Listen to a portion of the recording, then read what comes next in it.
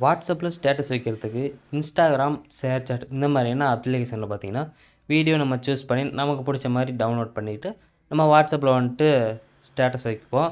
அதான் பார்த்தீங்கன்னா இதுவரையிலுமே இருந்துட்டு வருது. ஸோ இப்போ பார்த்தீங்கன்னா இன்ஸ்டாகிராம்லேருந்து புதுசாக ஒரு அப்டேட் ஒன்று கொடுத்துருக்காங்க.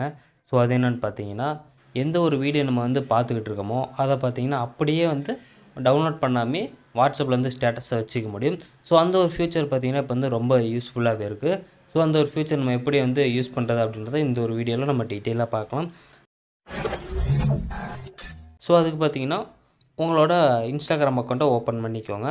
ஓப்பன் பண்ணிவிட்டு நீங்கள் எந்த வீடியோ வேணுமோ இப்போ சர்ச் பாரில் போய்ட்டு பார்த்திங்கன்னா எந்த ஒரு வீடியோ வேணுமோ அதை நீங்கள் போய்ட்டு இப்படி சூஸ் பண்ணிக்கோங்க.